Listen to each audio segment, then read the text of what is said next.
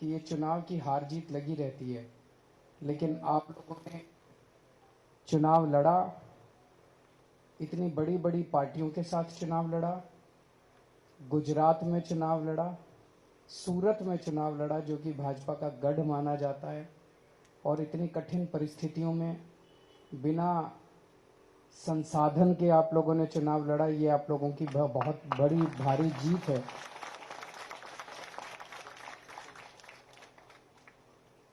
अच्छी शुरुआत एक बहुत बड़ी चीज होती है, और सारी लड़ाइयां एक ही दिन में नहीं जीती जा सकती। हम लोगों ने बहुत अच्छी शुरुआत की है, आप लोगों को इसके लिए बहुत बहुत बधाई। और जो लोग नहीं जीते उन लोगों को अपने मन में जरा भी दुख लाने की जरूरत नहीं है। आप लोगों ने बहुत शानदार काम किया है।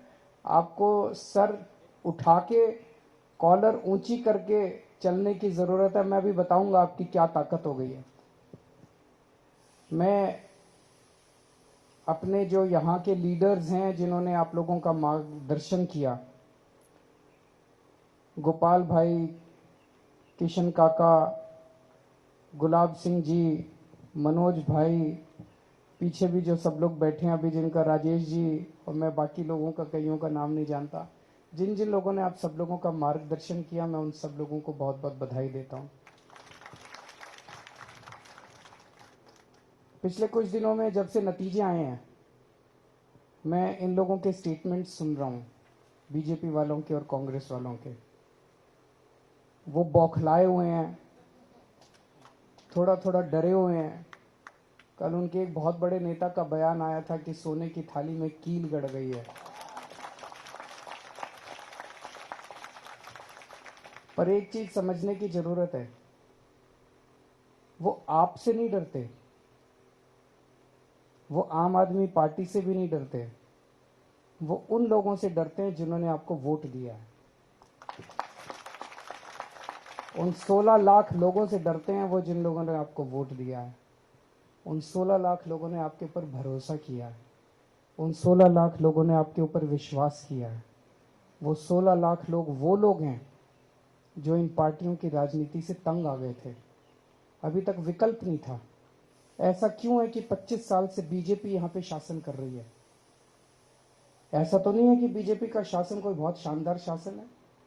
बहुत सारी समस्याएं हैं पूरे देश भर में, अलग अलग राज्यों के अंदर। कभी कोई पार्टी आती है, कभी कोई पार्टी आती है, यहाँ पे एक ही पार्टी शासन कर रही है। क्यों? क्योंकि उसने दूसरी पार्टी को अपनी जेब में रखा हुआ है, इसीलिए वो एक पार्टी शासन कर रही है। वो जो मर्जी कर रही है, उनको कहने वाला कोई नहीं मिला। आज जब पहली बार उनको सर आंखों में आंखें दिखाने वाला कोई मिला, आप लोग मिले, तो जनता ने आपको सर आंखों पे उठा लिया। तो गोपाल भाई ने जैसा कहा, ये बहुत जरूरी है। आप 27 लोग, और जो जो लोग चुनाव लड़े लेकिन जीते नहीं, आप सब लोगों की तरफ पूरा गुजरात देख रहा है। जैसे दिल्ली के अंदर पहली बार जब हमारी 28 सीट आई थी, वो 28 सीट क्यों आई थी? 28 सीट इसलिए आई थी, लोगों पे, हमारे पे भरोसा था। लोगों को लगता था यार ये लड़के ईमानदार हैं, ये देशभक्त हैं, कट्टर देशभक्त हैं। हम लोग अन्ना आंदोलन से निकले हुए लोग थे। अन्ना आंदोलन में हम लोगों ने डंडे खाए थे, संघर्ष किया था, जेल गए थे, वाटर कैनन झेले थे, यातनाएं झेली थी पुलिस की। तो लोगों को लगता था ये लड़के अच्छे हैं। बस उस भरोसे पे लोगों ने हमको 28 सीट दे दी। भगवान ने हमें 49 दिन का मौका दिया, और उस 49 दिन के अंदर हमने इनकी ऐसा झाड़ू फेरा। उस 49 दिन के अंदर हमने बिजली फ्री कर, बिजली हाफ कर दी, बिजली के रेट हाफ कर दिए, पानी मुफ्त कर दिया, खूब खूब काम कर दिया 49 दिन में। रिश्वतखोरी बंद कर दी दिल्ली से। और अगली बार जब चुनाव हुआ तो लोगों ने 67 सीट दे दी, 67 सीट। तो वो 49 दिन का काम 28 लोगों का देखा। अब आप 27 लोगों का काम गुजरात की 6 करोड़ जनसंख्या देख रही है। अभी अभी मैं सोशल मीडिया पे जब आ रहा था, दिल्ली से आ रहा था, तो देख रहा था एक पत्रकार ने ट्वीट किया हुआ है कि मैं अहमदाबाद आई हुई हूँ उस स्टेडियम के अंदर मैच के लिए, और कह रही है मैं जहां अहमदाबाद में जा रही हूँ, पूरे अहमदाबाद में एक ही चर्चा है, आम आदमी पार्टी की। ये आम आदमी पार्टी ने कमाल कर दिया। तो आज पूरे गुजरात के अंदर ये चर्चा है, और पूरे गुजरात नहीं पूरे देश के अंदर चर्चा है कि ये सूरत में क्या हो गया। सारा देश आपकी तरफ देख रहा है। और अगर आपने अच्छा काम किया, 27 लोगों ने अच्छा काम किया, तो 2022 के दिसंबर में गजब की क्रांति आने वाली है गुजरात के अंदर।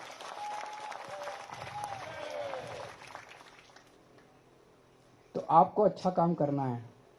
अब जो मैंने सुना है, अभी आप 27 में से किसी के पास फोन आया बीजेपी वालों का? अभी नहीं आया, आएगा। वो प्लानिंग कर रहे हैं। उनका एक ही मकसद है, हमारा क्या, हमारी दौलत क्या है हमारे पास? हमारे पास तो पैसा नहीं है, हमारे पास तो संसाधन नहीं है। हमारे पास क्या है? जो हमारे पास जनता का भरोसा है। जनता यकीन करती है हमारे ऊपर। हम कुछ बोलते हैं तो उनको लगता है हाँ ये लोग सच बोलते हैं। अगर हमारी पार्टी से एक भी आदमी टूट के उधर चला गया तो बीजेपी वाले कहेंगे देखो ये भी वैसे ही हैं। तो वो ये साबित करना चाहते हैं कि ये भी वैसे ही हैं। तो जो अभी गोपाल भाई ने कहा कि अगर आप 27 में से एक आदमी उधर चला गया तो ये सोच लेना कि आप 6 करोड़ लोगों की आस, उम्मीद और आशा को तोड़ेंगे। आप अकेले वो नहीं होने वाले, आप पूरी उम्मीद को आप तोड़ देंगे। अगर आप में से एक भी आदमी टूट गया तो टूटना नहीं है। हो सकता है वो कुछ डराने धमकाने की कोशिश करें, हो सकता है वो कुछ लालच देने की कोशिश करें, कुछ भी हो। पहला फोन आए अगर, तो सीधे आके गोपाल भाई को बताना कि फोन आया था। फिर उनका क्या करना है ये हम बताएंगे कि क्या करना है। हाँ, उनका क्या करना है ये हम नहीं। अब आप लोग आगे बढ़ो, हम तुम्हारे साथ हैं। एक भी, और जो आपको आनंद जनता की सेवा करने से मिलेगा वो आनंद आपको और किसी चीज से नहीं मिल सकता। आप करके देखना एक बार। वैसे तो कर ही रहे हैं आप लोग। आप लोगों को जो ये वोट मिला वो इसी बात का मिला कि आप जनता के बीच में थे। लेकिन कई बार क्या होता है, जीतने के बाद मन में थोड़ा सा घमंड आ जाता है। आदमी का थोड़ा सा बॉडी लैंग्वेज भी बदल जाता है। आदमी का दूसरों से डील करने का तरीका बदल जाता है। ये मत होने देना। होता है, अपने आप होता है, इंसानी फितरत है। लेकिन ये मत होने देना। अपने अंदर बार बार झांक के देखना पड़ता है, मुझे घमंड तो नहीं हो गया, मैं जनता से कैसे बात कर रहा हूं।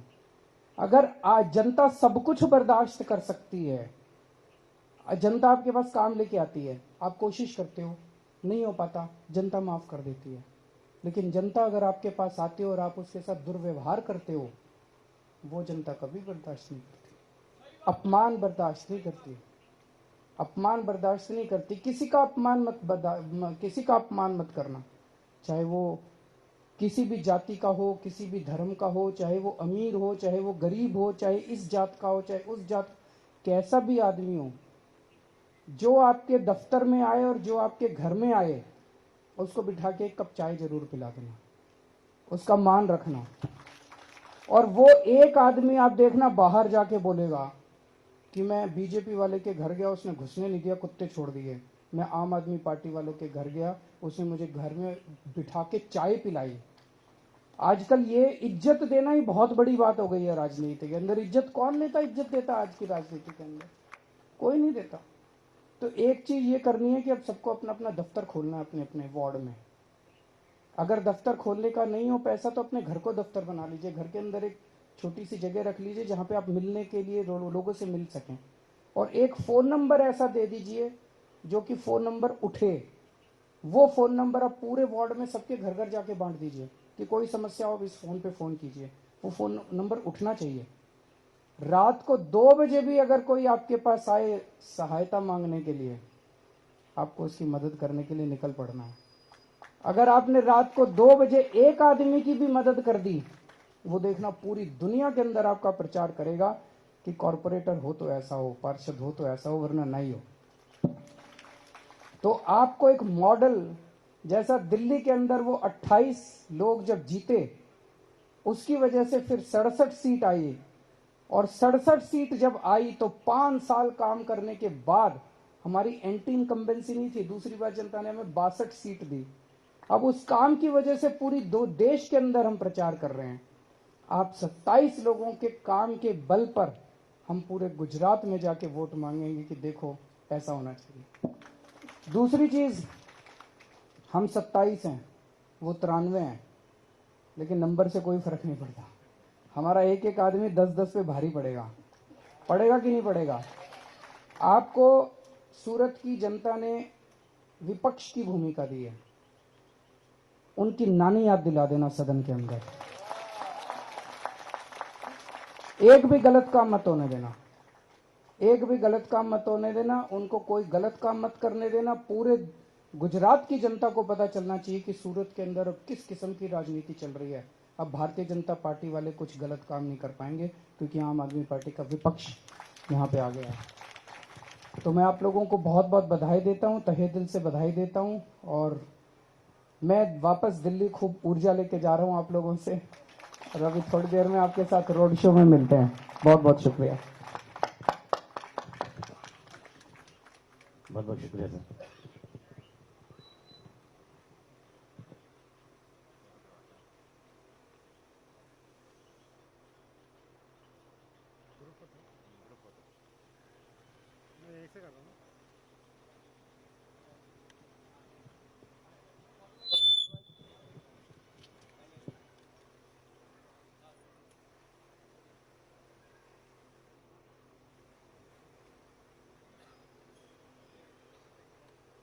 આપણા 27 ઉમેદવારો છે કોર્પોરેટરશ્રીઓ, તેઓ આગળ આવે.